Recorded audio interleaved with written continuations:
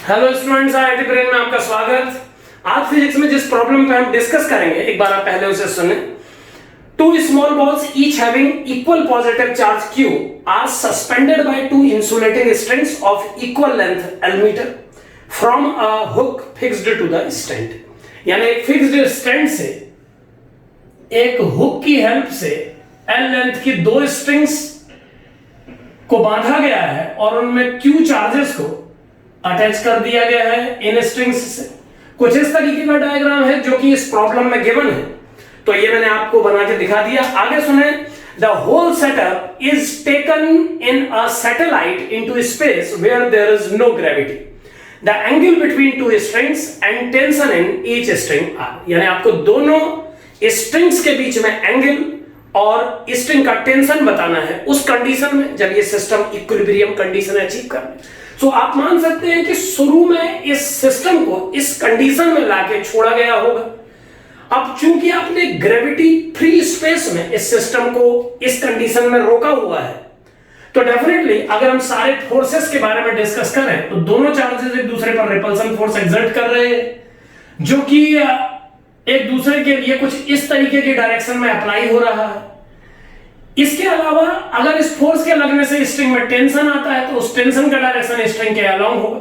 यानी जो टेंशन इस स्फीयर को स्ट्रिंग के द्वारा मिल रहा है उसका डायरेक्शन स्ट्रिंग के अलोंग होगा, और जो फोर्स ऑफ रिपल्सन दोनों स्फीयर एक दूसरे पर लगा रहे हैं उसका डायरेक्शन मैंने एरो से शो किया है। अब इस रिपल्सन के चलते ये दोनों पार्टिकल्स मूव करेंगे, क्योंकि हम देख पा रहे हैं कि इस स्फीयर पर लगने वाले दोनों फोर्सेस का जो रिजल्टेंट फोर्स है वो आप समझ सकते हैं कि इनके बीच में किसी डायरेक्शन पे होगा। मैंने एक आर्बिट्रेरी डायरेक्शन शो कर दी है, और इसी प्रकार इस पर लगने वाले दो फोर्सेस का रिजल्टेंट भी कुछ इस तरीके से बीच में एक्ट करे। इन फोर्सेस के चलते ये दोनों स्फीयर इस फोर्स के कारण अपोजिट डायरेक्शन में मूव करना स्टार्ट करेंगे।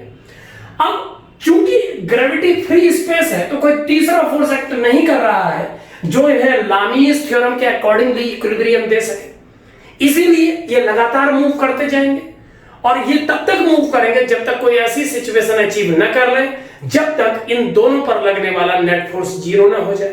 तो क्लियरली चूंकि ये दोनों चार्ज पार्टिकल्स दो ही फोर्स एक्सपीरियंस कर रहे हैं, एक फोर्स एक स्फीयर के रिपल्सन से मिल रहा है और दूसरा एक फोर्स स्फीयर के रिपल्सन से दूसरे स्फीयर को मिल रहा है, और दूसरा फोर्स है स्ट्रिंग का टेंशन। सो जब ये इक्विलिब्रियम मेंटेन करेंगे तो उस कंडीशन में इन दोनों फोर्सेस का कोलिनियर होना कंपलसरी है। यहां पर ये बात एक रूल की तरह भी मैं स्टूडेंट्स को बता देना चाहूंगा कि किसी पार्टिकल पे या किसी बॉडी पर अगर दो ही फोर्स एक्ट कर रहे हैं तो उसके इक्विलिब्रियम के लिए दोनों का पैरेलल यानी एंटी पैरेलल होना कंपलसरी है। अदरवाइज इस बॉडी को इक्विलिब्रियम में लाना पॉसिबल नहीं होता है। सो डेफिनेटली ये दोनों चार्जेस उस सिचुएशन तक मूव करेंगे जब तक ये दोनों फोर्सेस जो किसी एक स्फीयर पे लग रहे हैं वो लीनियर ना हो जाए, और ऐसा केवल तब हो सकता है जब ये दोनों चार्जेस एक दूसरे के अपोजिट कुछ इस तरीके से प्रेजेंट हो, जैसा मैं डायग्राम में दिखा रहा हूं।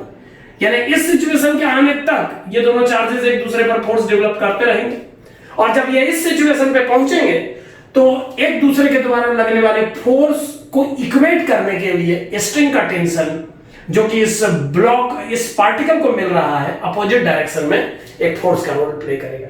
यानी अब इस चार्ज पर लगने वाले दो फोर्सेस में एक फोर्स दूसरे चार्ज का रिपल्सन है और एक फोर्स स्ट्रिंग का टेंशन है जो कि उसके एंटी पैरेलल आ चुका है। मान लीजिए इस इंस्टेंट पर स्ट्रिंग का टेंशन T है, और चूंकि हम देख पा रहे हैं कि इस कंडीशन में दोनों के बीच का सेपरेशन 12 हो जाएगा, तो किसी एक चार्ज के द्वारा दूसरे चार्ज पर लगने वाले फोर्स को 1/4 pi epsilon nought Q into Q by 2L whole square से दिया जा सकता है। सो अगर ये स्फीयर या ये दूसरा स्फीयर इक्विलिब्रियम में रहना चाहते हैं तो इस पर लगने वाले दोनों फोर्सेस को सेम होना चाहिए मैग्नीट्यूड में, और डायरेक्शन में तो ये अपोजिट है ही, क्योंकि डायरेक्शन में अपोजिट करने के लिए ही ये डायग्राम प्लॉट किया था मैंने। सो इक्विलिब्रियम के लिए T का magnitude 1/4 pi epsilon nought Q square upon 4L square के इक्वल होना चाहिए। इसे अगर मैं K नोटेशन से शो करूं तो ये answer KQ square by 4L square हो जाना चाहिए। यानी कि जब के Q square by 4L square, इतना टेंशन एक स्फीयर दूसरे पर डेवलप करेगा, इतना फोर्स एक स्फीयर दूसरे पर डेवलप करेगा, तो इतना ही टेंशन स्ट्रिंग पर डेवलप होगा, और यही इसके इक्विलिब्रियम कंडीशन पर टेंशन की वैल्यू होगी। दूसरा क्वेश्चन ये पूछा गया था कि दोनों स्ट्रिंग्स के बीच का एंगल बताएं इस कंडीशन, तो डेफिनेटली ये एंगल पाई ही हो सकता है। तो पाई एंगल पर जब स्ट्रिंग का टेंशन के Q square by 4L square हो जाएगा, उस कंडीशन में एक ग्रेविटी फ्री स्पेस में यह सिस्टम अपने आप को इक्विलिब्रियम कंडीशन तक बैलेंस कर लेगा। Thank you.